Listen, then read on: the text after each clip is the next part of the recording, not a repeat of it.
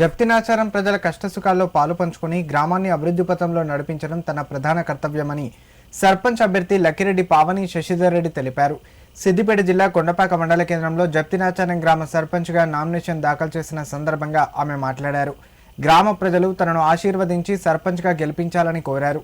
సర్పంచ్గా బాధ్యతలు స్వీకరించే అవకాశం కలిగితే గ్రామంలో నివసిస్తూ ప్రజల సమస్యలను అర్థం చేసుకుని వారి కష్టసుఖాల్లో భాగస్వామ్యం అవుతానని తెలిపారు. గ్రామంలో ఉన్న సమస్యలను పరిష్కరించేందుకు కృషి చేస్తూ గ్రామాన్ని అభివృద్ధి దిశగా ముందుకు నడిపిస్తానని ధీమా వ్యక్తం చేశారు. లక్కిరెడ్డి పావని శశిధర్ రెడ్డి. నేను జప్తినాచారం గ్రామంకు సర్పంచ్గా పోటీ చేస్తున్నాను. గ్రామ ప్రజలు నన్ను ఆశీర్వదించి భారీ మెజారిటీతో గెలిపిస్తే నేను ఈ గ్రామంకు ఈ పక్క గ్రామాలకు ఈ గ్రామంతో పాటు ఈ పక్కన ఉన్న 3 పల్లెలకు నేను అభివృద్ధి చేస్తానని మాటిస్తున్నాను. మా ఊరి ప్రియమైన గ్రామ ప్రజలు, నేను ఈరోజు సర్పంచ్ పోటీ చేయడానికి నామినేషన్ వేయడానికి బయలుదేరుతున్నాను.